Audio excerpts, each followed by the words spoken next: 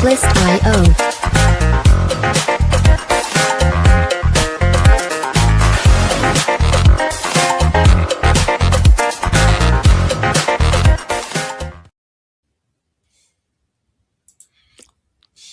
We're back.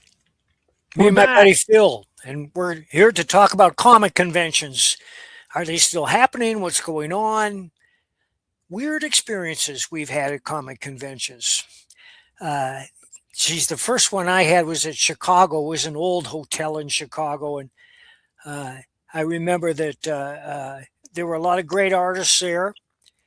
Um, John Byrne was there. I actually met him. It's the one and only time I met John Byrne. A whole bunch of other artists whose names have disappeared in the mists of time. But years later, they kept changing the location, and finally, it moved to Rosewood, to a big convention center. And my wife and I were down there for a convention, and she stayed at the hotel.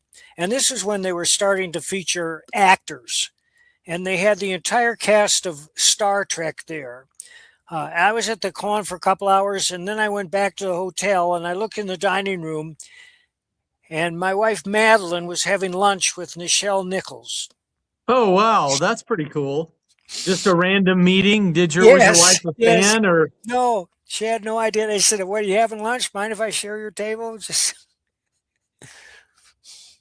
So they talked about everything but Star Trek. That's right. And it was probably a big relief to Nichelle. Over the years, I had opportunity to dine with most of the cast of Star Trek, everybody was, except, of course, William Shatner. And nobody liked him. Really? Yeah. I've worked with Shatner, and he's always been super cool to me. Well, I think he's changed a lot over the years. He may have been a dick when he was young, but weren't we all? I don't know. I've worked with him, I'd say 20 years. And in fact, late next month, he's got a party he throws every year. Shatner is a huge outdoorsman. He loves to ride horses. And so he does a charity event called the Hollywood Charity Horse Show. And all the money he raises goes to let kids and veterans get therapy on horses. Is he still riding? He last time I went, he rides. I don't know if he's riding this year because he just had some kind of shoulder surgery, but he'll ride out and do tricks on the horse, and he's hardcore. So I'm excited. So I'm going to his party I think it's in May. I can't remember, but I'll get to see him out there, and then they usually have a big artist that comes in and plays for free. They've had like Brad Paisley, Randy Travis, Winona Judd. Wow. And it's only for like 100 people, and they raise money to let kids get horse therapy that can't afford it. Horse therapy. Yeah. Okay, keep talking. I got to take my sweatshirt off. I'll be right back. Oh, wow. Mike is getting into mysterious mode. But yeah, it's while Mike is gone, I will talk a little bit about the convention days for me. So I started my first comic book store in 1987. In Monroe, Louisiana. I was 15 years old, borrowed $5,000 from my dad, and my dad was crazy enough to loan it to me. And I started a comic shop. And at that time, kids starting real businesses wasn't as normal as it is today because you didn't have the internet to learn how to do it. So I had this comic shop, and we made the front page of the local paper, and then NBC World News Tonight did a story on us, and Beckett Magazine did a story on us, and so the first year I had the shop, I'm going to Atlanta, to the Atlanta Fantasy Fair to buy comics for the shop. And so I'm this 15-year-old kid walking around. And at the time, there were so many great people at this convention. It was Todd McFarlane in 87. It was Walter and Louise Simonson. It was Mike Zeck. All these guys, Bob Burden of the Flaming Carrot was there. I was really excited to meet him as a kid. But I was also a huge fan of Mobius. And Mobius was there signing autographs. And I go up with my graphic novel to get him to sign. And I said, "Hey, I'm Philip Nelson. I have a comic book store in Louisiana." And he's speaking French through an interpreter to everybody. And all of a sudden in English, he goes, "You're the kid that started the shop?" I was like, "Yes, sir." And he was like, "Come around, sit with me while I sign autographs." And he was just asking me all these cool questions about why would I start a comic shop? How did I get the money to do it? How did I make it happen? And I sat there with him for like 45 minutes just talking to Mobius. And then at the end, he was like, all right, we're wrapping up. You got in line to get something signed. What do you want signed? I hand him my book. He opens it up and just starts drawing on the inside of the cover. And he did an amazing sketch. It was more than a sketch. It was a drawing. You know, some people do con sketches where it's like 3 seconds. He drew for me. And then he wrote to Philippe, and he spelled it Philipp, you know, and from Mobius. Do you And still have it? I do somewhere. I haven't been able to find it for a few years, but I guarantee you I didn't throw it away or give it away. But it was just, that was an era that was so great because the artists were accessible, the writers were accessible. They were there just because they love the industry. They're promoting the industry. And it was a simpler time for collectors.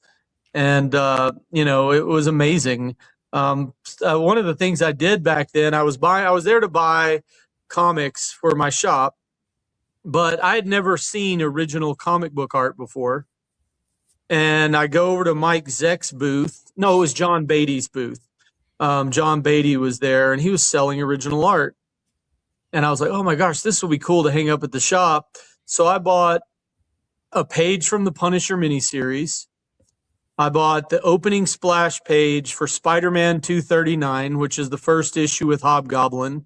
238 was the first appearance, the one panel, but the opening title page. I paid $30 a page for those. I bought a Sonat Incredible Hulk opening splash page. I bought all this cool artwork for $30 a page. And now it's worth thousands of dollars because I just thought it was cool, bought it, and I put it at my shop. No one wanted to buy it. So when I sold the shop, I kept the original art.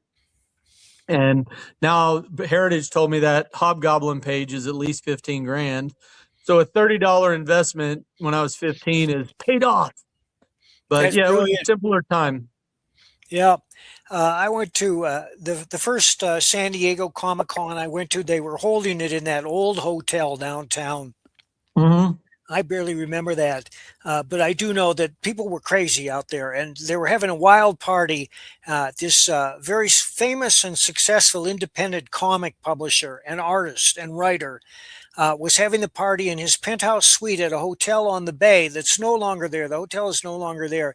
But I arrived around 11 p.m. with some of my buddies, and the place was off the wall. Wild music playing, everybody dancing. There was a table in the living room, and on the table was a pile of cocaine the size of an anthill.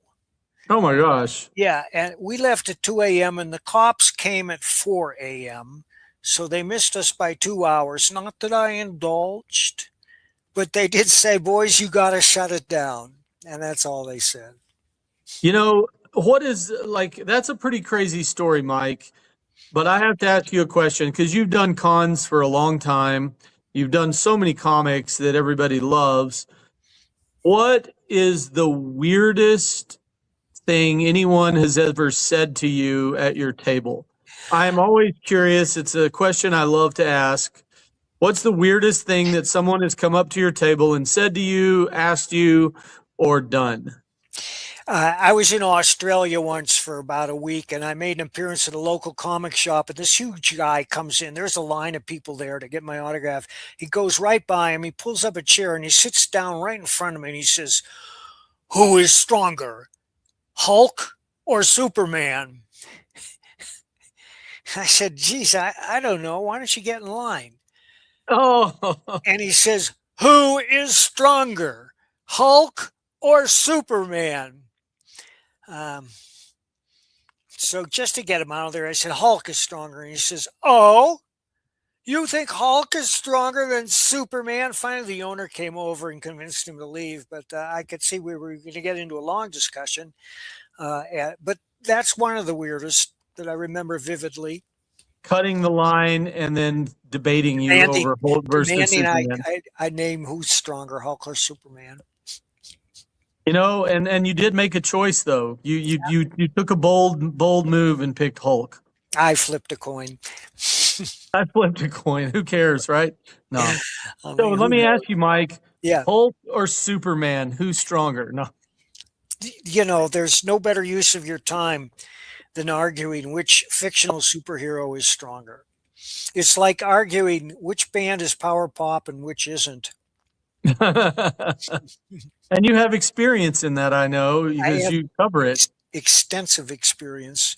As my friends know, I'm a huge power pop fan. It's been every year I say it, and every year it's true. This has been one of the greatest years in pop rock history for music, but you'd never know it reading the so-called music press or watching the so-called music awards, because the bands that we like, and what is power pop? It's the Beatles, the Beach Boys, Big Star, The Byrds, Cheap Trick, and those are just a handful of B's and C's. And every year there are hundreds of new power pop albums produced by men, women. Some are young, some are middle aged, some are old that just love the music, and they just keep coming back and coming back, uh, and creating beautiful, exciting music that's fun to listen to. What do I mean by that? Well, if you listen to California Girls or Good Vibrations, that's power pop. But Okay. yeah, let's get back to Comic Cons. There used to be a Comic Con band. I'm trying to think of the name, but Willie Mooney was in it. And Yeah. what was the name of that band? Well, I know, believe it or not, and I reference Bob Burden a lot because Bob was friends with Wildman Fisher. Do you know who Wildman Fisher is? Gee, I've heard of He him. was part of that Frank Zappa Oh, crew, that's right, right. Yeah, I love Zap. and he's the one that did the Rhino Records a record. He did a record about Rhino Records, and it's a cult classic. I actually have it on 45. But Bob was telling me that Billy Mummy actually tried to help out Wildman Fisher, and at one of the Comic Cons brought him up to sing with them, and it didn't go well because he was a little. I think Wildman Fisher was true to his name of being a wild man, occasionally homeless kind of guy, and always on the edge of explosion. But yeah, Bob said it was kind of a train wreck. But yeah, I heard about the band because I never realized that Billy Mummy is the guy from Barnes and Barnes who did Fish Heads. Didn't know. That's I was like, dude, I love that band. I loved Barnes and Barnes. Let's find They out. had a really inappropriate song called Peg Leg Sue. It says, "I love to dance with Peg Leg Sue. She's got one, and I've got two." It's so bad. But yeah, they were great. But yeah, that was probably a cool era. A funny Comic Con story that I have. I'm a fan of Simon Bisley. He's such a stylized artist, does some pretty amazing stuff. And I play music. I have a record, and it's sold thousands of records. And so I got hired to play at the party at Comic Days in Dallas, or Fan Days in Dallas. It's a comic convention that was run by Mark Walters, I think, and Devin Pike out of Dallas. And so I'm playing the party. I'm the opening act for Jonathan Colton, who did this music for the Orange Box game, Portal. They had a song called I'm Alive. So anyway, I'm opening for him, and Bisley's there. And after I finish playing, I go up to the VIP area, and Simon Bisley comes up to me. He goes, "You and I are starting a band." I'm like, "Really?" He goes, "Yes, it's going to be called the Nelson Bisley Thunder Experience. And we're going to play." And I said, "Where are we going to play?" He goes, "We'll play at Comic-Con parties." And I didn't know if he was serious or not. And I was like, "Oh, dude, I'm in. Let's do it. We'll have some fun." And so I called a friend of mine because it turns out Bisley is a death metal fan. And one of my good friends is the singer for one of the most iconic death metal bands called Morbid Angel. So I called David Vincent at like 11 o'clock at night. He texts me and he goes, "Dude, I'm in Europe. I just finished a show. Can we talk tomorrow? And I just said, hey, do you know Simon Bisley? He goes, yeah, of course. I said, well, he wants to do a band. Will you be in the band? And David's like, yeah, I'm in. But then I couldn't get Bisley on the phone. I talked to him like twice on the phone, and we talked about the type of music, and then he got busy on projects. So the Nelson Bisley Thunder experience never came to fruition, and I'm very disappointed. I saw a death metal band on Sunday. They had this car and bike show, and a band called Steel Revenge was playing. As I know the guy from the dog park, and he told me about it. It was a lot of fun. They're crazy cars and bikes. I posted a bunch of them on my Facebook page. But getting back to the con, I went to the San Diego con, I think 11 years in a row, and I saw it grow. The first year they moved down to the new convention center. They were still feeling their way around, but a couple years later, it just became so huge and so crowded. There was an event, and I think the event still exists, called the Fanboy Shuffle, and it Okay. takes place at noon on Saturday. And you have to be in costume to compete. And the competitors gather in the southwest corner of the main exhibition hall. And if you've never been to San Diego, you have no idea how vast this room is. It's like an airport hangar, only bigger. And the goal is to race as fast as they can to the northeast corner. They can't shove anyone out of the way, and they can't knock anyone down. And a couple years, well, not a couple, but it was probably 10 years ago, I saw them rushing by. I mean, if you ever see a bunch of young men and some women in cosplay playing comic book characters juking through the crowd like crazy, like they got to get somewhere because their life depends on it, that's the Fanboy Shuffle. And I think the record is 12 minutes and 38 seconds. That's a big, long convention center. That's actually pretty fast in costume. Yeah, and not only that, the thing about that con is the last time I was there, if you fainted on the main floor, you wouldn't fall down because of the press of bodies around you. Yeah, it's still that crowded. Yeah, it's been interesting that comic conventions have shifted from comics to celebrity events. People go to get autographs and meet the actors. And so I was doing PR for a comic convention here in San Antonio, and Stan Lee was there, Neil Adams was there. Who else? There were a bunch of artists and cool people, and none of the press wanted to talk to any of the comic creators. They wanted to talk to Stan Lee. They wanted to talk to Sam Jones, I think, that played Flash Gordon. They wanted to talk to Ray Park, who played Darth Maul. And so one of my quests was to hype the creators so that they could get some ink, And that's what I would tell the press. I was like, look, we wouldn't have any of these movies if it weren't for the writers and artists and publishers of comic books. And this guy who, like I talked about, Neil Adams, and and I was just like, he changed comic books forever with his Dead Man and Batman, and he made the characters look like real people. They weren't caricatures. You could see muscles. Yeah. And it was cool because the press did talk to them, but it was frustrating for me that I had to convince them to talk to them. I interviewed Stan in Oh, wow. 1972 for CRoM magazine. I just did a Substack on it. Pop that image up on the screen, will you? That's epic. Oh, and the name of the band that Billy Mummy was in was Seduction of the Innocent. Oh, yeah, named after the book and the court case. CRoM. So that's your issue of CRoM. So now if I see that, I have to buy it. Yeah, it's worth a fortune. You could retire on that issue. Is it really expensive? I have no idea. I have no idea. I got that off the internet. I mean, I had a copy when it came out, but that was a long time ago. But I wrote about it on my Substack recently. It wasn't just about seeing Stan. I interviewed Barry Smith on the way down too. Ooh, nice. This whole experience up there. But check out my Substack if you're interested, mikebarron.substack.com. And I think it's a good time to mention that I will be appearing at Phil's shop in San Antonio at the end of this month.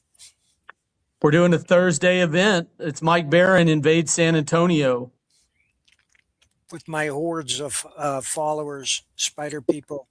We're going to, if I can find some copies of CRoM on eBay, I'm going to buy them so that we can have you sign them for people. Yeah, I'd be happy to do that. That ain't going to be cheap. 1973, I was barely 2 years old. You were started writing at a young age. I did start writing at a young age. But what about these other cons? You know, you mentioned Atlanta. What's the big con there these days? It's Dragon Con, which the Atlanta Fantasy Fair became Dragon Con. Yeah. And that's a fun one. I go every year. I'm trying to have a table this year for AxiCab, and I may have a table at San Diego for AxiCab with Antarctic Press. I'm talking to them about giving me one of their tables so that we can promote AxiCab. But yeah, Dragon Con is a lot of fun. It's celebrities. It doesn't feel like the focus of Dragon Con is all celebrities. I know. I mean, there are a lot of people that go to that con that never go to see a celebrity. There's big cosplay there. A lot of fantasy costumes. Huge. The after hours parties are crazy. The parade. The parade is nuts. It's just, it really is a lot of fun, and it's coming up in a month or a couple of months. It's Memorial Day or Labor Day weekend. I can't remember which one. But it's a long show. It runs like 4 or 5 days. And there's a party that I go to every year. There's a guy named Benno Rothschild who's an original art collector.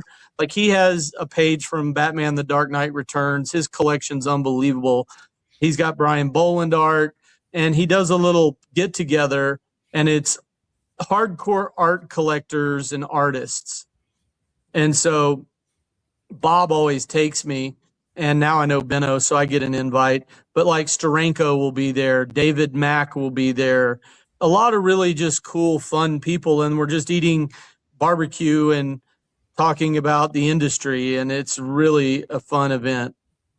Pops wants to remind you that he will be broadcasting live at the Hall of Heroes at the Grand Rapids Comic Con in November, and I think I will probably be there. I'm also thinking of going to San Diego this year. If I do, it'll be my last time. The only reason I go is because I have a good friend who lives in San Diego who's offered to put me up and share his table with me.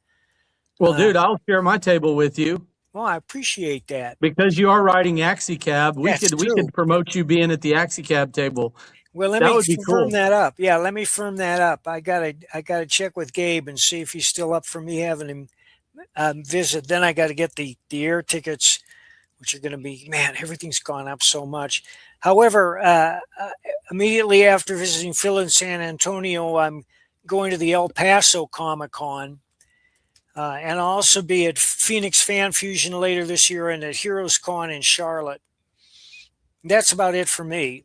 Those are good shows. Yeah, Heroes Con is the best con, I think, because it's strictly comic oriented. There's no cosplayers. There are no actors or voice actors. It's just comic people. There are a lot of them.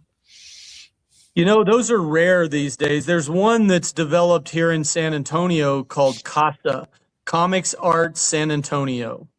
And what's cool about it is you cannot have a table unless you sell comic books or you make comic books. All right. There's no Funko Pops. There's no jewelry. There's all it is. And it's probably out of the whole show, there's like 4 people selling comic books. The rest of the show is writers, artists. That's it. When is it? It's coming up. I don't know it off the top of my head, but I always get 2 tables. I have one for AxiCab and one to sell comic books. So let me know if you want to come to that one. I could put you in touch with the guys, because it's really good, because they'll have really good people there. They did have R.L. Stine. No, that was it. That was a horror con. Never mind. But it's really good people, good artists, good writers, and everybody that comes to that show loves comic books. That's what they're there for, which is why Heroes Con is so awesome. It's at San Antonio. I met Pat Broderick, which led to our collaboration on Bronze Star. We'll be launching Bronze Star 2 in a week or two on Kickstarter. You can take a look at it now at bronzestarcomic.com. Everybody who's seen the book has gone crazy. Ethan Van Sciver declared it a masterpiece on Wow, on that's a his nice endorsement. yeah, it was. Uh, and I would love to get Ethan to do a cover for me one of these days, and I think that's going to happen. Say, I'd like you to do a cover for a masterpiece. That's your pitch. Yeah. And how do you say no to that offer? You can't. Well, he's a busy guy. We'll see. We'll see. No. Tell him to take one for the team. Yeah. So when you met him in San Antonio, were y'all both at a con, or how did y'all meet? Oh, Pat? Yeah, we were No. we were at a con and we were staying at the same hotel and we just started hanging out. And I'd always wanted to work with him ever since I saw his art because he has a unique style. And this was about 8 or 9 years ago, but it wasn't until 3 years ago when we were talking again and Pat had stopped doing regular comics. I said, Pat, are you free to do? And he's, yeah, I am. And I said, well, Pat, what do you want to draw? And he said, I want to do a supernatural Western. And that's how Bronze Star was born. And now I'm working on the third Bronze Star graphic novel, and I've sold novels based on the first two graphic novels to a new publisher, Dusty Saddles, which will bring them out later this year. And the novels are so much more than the graphic novels because a novel is different than a graphic novel. Right. Comics are a visual medium. They have to have words, but you have to limit your words because the flow, the pulse, and the rhythm of the story depend on the appropriate language for whatever's going on. Sometimes language isn't appropriate, but words are necessary in a comic. Otherwise, we've all seen wordless comics, and some of them are stunning. They're stunningly beautiful, but you zip through them and you don't remember them because there's no hook. There's no verbal hook to draw you back. Whereas we all know it's clobbering time. Face front, true believers. Face it, Tiger, you just won the jackpot. Those phrases live in our heads because the first time we saw them, they were a perfect blend of dialogue and pictures that rose organically from the story, which is how all the best stories happen. That whatever happens has to rise organically. And by that, I mean naturally, it's got to be credible from the situation and the personalities of the protagonists, which doesn't mean it can't be unexpected or a total surprise, as long as you plant the seeds for that earlier in the story. Agreed. I mean, even something as simple as Stan Lee's Excelsior, he got a lot of mileage out of that one word. Yep. Words are important. And you know why they call comics a medium? No. Because they're rarely well done. Ha ha ha. That's true. That's true. And Theodore Sturgeon is a great science fiction writer, and I've said this 1,000 times, but it bears repeating. Sturgeon's law says 90% of everything is crap. And he was referring to pop culture. Mostly he was referring to science fiction. And he was absolutely right. I mean, you try to find something to watch on TV. You have 85 streaming channels, and you go from one show to another, and you give it a shot. It doesn't grab you. Every other show is about a man who is wronged, and it turns out that he is actually a trained CIA assassin. I'm working on a story right now where everybody in the story is a trained assassin except for the protagonist. There was a comic I discovered at a regional Comic-Con by a local guy, and you may not like this, but I just thought his idea was clever. It's called Identity Stunt. And this guy, the star of this story, is a stuntman in the movies, but he's also a CIA agent. And the stuntman thing is his cover because they're shooting movies all over the world. And he goes in to be a stuntman, and then he has these secret missions on the side, and he's pretty talented because he's a stuntman and he can do all this stuff. And I was like, that is a clever idea. It's called Identity Stunt. That is a good idea. Did you see Fall Guy with Ryan Gosling? No, I didn't. It's worth watching. Is it really? I Yeah, just I remember the old show with Lee Majors, and I just couldn't imagine the movie being good. So now it I is have something good. to watch. It is good. And something else is there used to be a TV show called The Equalizer, I remember that. and they made it into a movie with Denzel Washington. And Denzel's movie is 1,000 times better, not only than The Equalizer, but any other revenge or Punisher type flick ever done. It's the It's better best than Fall vigilante. Guy. Oh, yes, it's I'm not the same kind of thing. I'm It's kidding. That was it's, a it's joke. the best vigilante movie ever made. Wow, coming from Mike Barron. That is a glowing endorsement. So now I have to watch Fall Guy and Equalizer with Denzel Oh, Washington. I can't believe you haven't seen it. I haven't. I don't know why I haven't seen it. And Equalizer number three is just as good because it's completely different. Really? Number two is so. So it's better than John Wick 3? Ah, God. I know. Back to a previous episode where we railed on, how many panes of glass John Wick can get thrown through. Yes, well, at least we can all agree that Keanu Reeves seems like a decent guy, and He does. he never embarrasses himself. He seems like a great dude. So you want him to have success. So I got to ask you, I want to hear some more horror stories from Comic Cons over the years. Do you have any others that were just either amazing or disturbing? Because those are two I have extremes. some very disturbing stories. Uh, a lot of people were doing blow back in the day. An awful lot of people. I was doing blow too. I did my share of blow. I haven't done any cocaine in decades, but I was doing it back then. And I was in a hotel room after con with two of the most significant comic book illustrators of all time. I can't tell you their names for obvious reasons, but one of them brought in a friend of his who was a local fan. And the friend started to talk to us. He says, he was a big guy. He was a biker. And he said that, I don't know how this came up, but that he knew a guy back home who had raped a friend of his. So he and a bunch of his friends got together and they went after this guy.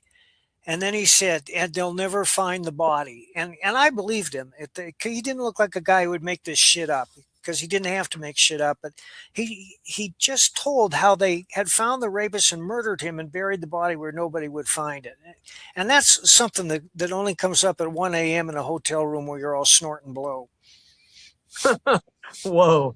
And you knew not to mess with that guy too. You knew exactly in the room who not to annoy. I tried not to annoy him and I succeeded. I succeeded. And you're here today with us. Well, he on was Barkwire. a fan. I mean, that's one of the reasons he was a fan. What else can I tell about those stories? Oh, geez, I don't know. Well, here's peripheral. I met Harlan Ellison at a con. Okay, cool. Years ago, I was visiting the Golden Apple comic book store in Los Angeles. It's probably one of the most famous comic book stores of all time.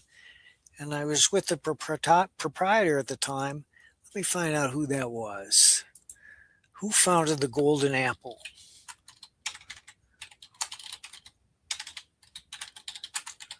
Nothing.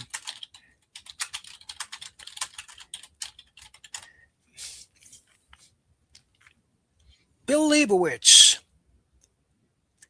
I was with Bill, and Harlan came in, and he bought something, and he said, "You guys want to come up and visit me at my house?" And I said, "Well, yeah, we'd love to visit you." So Bill drove us up to his house. It was in Thousand Oaks, and it was a house I believe Harlan designed himself. Because it was unlike any other house you ever saw. And he's showing us around. The interior is filled with artifacts and art from everything he's worked on and people he's known. There's a beautiful scale model of the Nautilus submarine that was perfect. And there were these big paintings on the wall. And he says, let me show you one of my secret rooms. And he clicks open the painting and pulls it back, and there's a room in there that was furnished with a couch and something. Says, that's the only one I can show you. There are a lot. There are a lot here. Well, years later, I was living in Madison, Wisconsin, and I decided to design and build my own house. And I thought back to Harlan's house, and I thought, it would be cool to have a secret passage. So I had them put a trap door in the floor of the bedroom closet, which was upstairs. And the trapdoor led to a ladder, which led to the basement. And that way I could have people over and we're partying. And I said, I got to go upstairs, but I'll be back in a minute. And I would go upstairs, take the ladder into the basement and come out of the basement and say, here I am. And people were astonished. So one time I was dating a young woman, and this was back when I was still doing a lot of drugs. And we decided to go out for dinner. And I said, wait a minute, I got to get a jacket. And I showed her the trapdoor earlier, and I forgot to close it. So I stepped in the closet and I fell into the basement and I broke my hip. So I go to the hospital and had the hip. Oh my gosh. And then somebody interviewed me for a fan mag. And they said, well, how did you break your hip? And I said, this is all because Bill Leibowitz and I once visited Harlan Ellison, and he was showing us his house with all these secret rooms. And I thought, boy, that's cool. I'd like to have something like that in my house. Then about a week later, my phone starts ringing. I pick it up and I say, hello. And this voice says, Harlan is to blame. Ellison is to blame for your broken hip. It was Harlan. Who was it? Oh, he called you to roast you a little bit? Yeah. That's hilarious. Yeah. We can thank him for your broken hip and your secret room entrance. That's right. That is wild. It is. I haven't had a lick of trouble with that hip since, but everything else has been replaced. It cracked it back into shape and became stronger. Well, I mean, I don't notice it at all. I mean, there's no after effects whatsoever, and there hasn't been for years. I forget I have it until I go through the metal detector at the airport, and they're going to have a blast with me the next time I go through. The Bionic Man, Mike Barron, Bionic Man. Yeah. So of all, when you do shows, because you've done a lot of work, is there one book, one issue that more people come up and want to talk to you about? What's the one issue you've heard about the most? Oh, probably Punisher. Which one, though? Is there a particular issue? Punisher #1 is the most desired because it was #1, and it's a great comic. Klaus and I are very proud of that book. I'm proud of my whole run there. But I did more there than any other title. I wish I had as long a run with other titles as I did with Punisher, but that was my own decision. DC offered me a contract to write 3 titles a month for a number of years, and I foolishly turned them down because Nexus had just taken off, and I thought, we're going to go places with Nexus. And Nexus is probably the most successful independent superhero title ever published, at least in terms of recognition and awards, but we're still going strong. The dude and I are both publishing our own versions. Right. And our versions have done very well. We just are fulfilled, finally, the Nexus Omnibus, which is this enormous book that Chris put together, containing the first 27 issues. It's 888 pages long, and it's oversized. It's a beautiful book, and everybody who gets it is thrilled. You got mine. Oh, it arrived. Yes. Thank you, Phil. I thought I ordered 2, but I only got 1. I need to check. Maybe they only charged me for 1, but it doesn't matter. I'm excited to have it. I thought I ordered 2, 1 for the shop and 1 for me. Well, it may be if you order them separately and one went to the shop with a different invoice that they're still fulfilling that. Oh, okay, that makes sense. The only ones we have left to fulfill are commercial orders. Okay, we'll see. I'll look it up, but it doesn't matter. I got my Nexus Omnibus, and I'm really pumped. What other cons? There were a couple cons in Madison I used to go to. My good friends who did Capital City Distribution, who published Nexus, would put on a con. It was mostly for retailers, but I always had a booth there. Uh, Where Cons was I Capital City in Wisconsin? in Madison. Okay, because Capital City was my distributor at my comic shop in Louisiana. Yeah, they were huge at one time. They had warehouses in 12 different countries. But now the comic book industry doesn't know whether to shit or go blind. And we've discussed the reasons for that in the past. But like the horse, because when the automobile was introduced, a lot of people said, oh, the horse will be extinct in 20 years. Well, no. People love horses and they will always have horses, just as people love comics and they will always have comics. It's just that it's struggling to find its market now. A number of us have found our markets. We found niche marketing. Uh, but the quality of the book has to improve or you're not going to succeed. I can't tell you how many people are pushing the comics they've done on social media. On X alone, there are dozens, if not hundreds, and what they have to show for it is not encouraging. I mean, we'll all pick up a book if it has spectacular art. Right. That's why I picked up Neil Adams. I said, wow, this guy, I'm interested in everything he draws because those pages are just magnificent to look at. He was lucky to hook up with a number of excellent writers such as Denny O'Neil. But most comic book writing is not up to the level of the art, or it didn't used to be. But now, Right. when everybody and their brother's producing a self-published comic, the writing is up to the level of the quality of the art, and they're both pretty bad. Yeah, I see so many books now that I'm like, how did this get the green light? I just don't understand. And maybe it was a passion project and they just did it.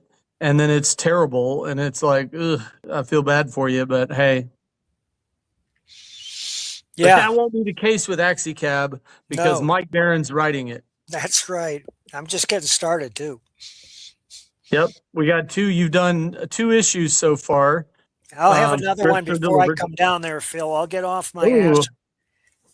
I'm excited. All Well, right. the art, we're about halfway through the next issue art, and I'm getting 2 more pages this week, and I'm really pumped. It's looking fantastic.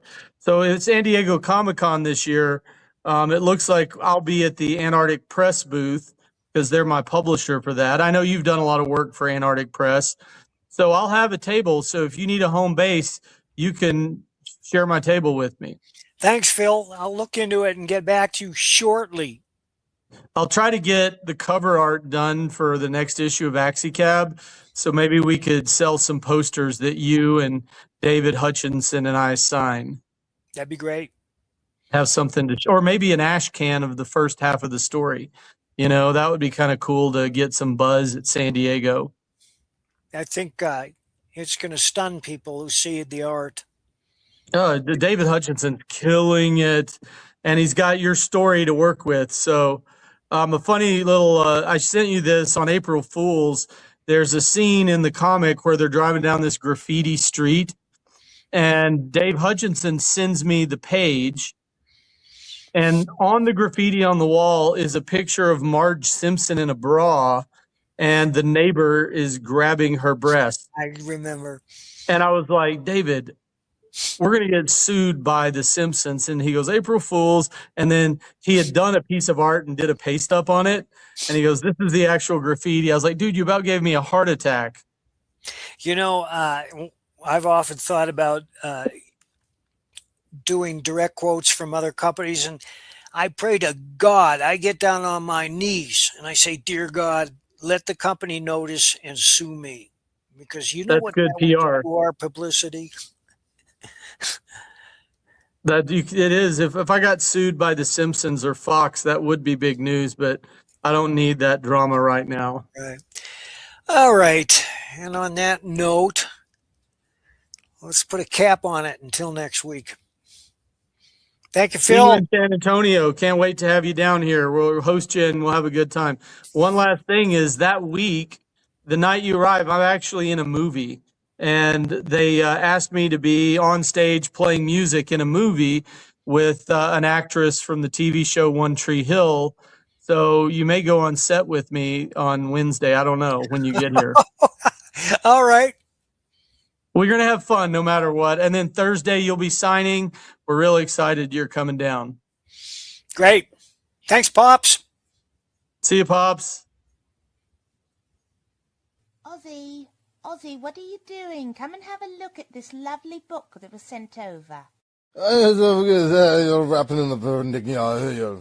Oh, go on and spit the back out your mouth. No one can understand you like that. Very nice. Say how 5 dentists and all. Oh, well, that's not much better. Ozzy, why don't you sing to me? I can always understand you when you sing to me. Oh, fucking my brains. What is this my publisher sent me? Inked in black with art so sweet. So what do you think? Do you like it? Oh, Lord, yeah.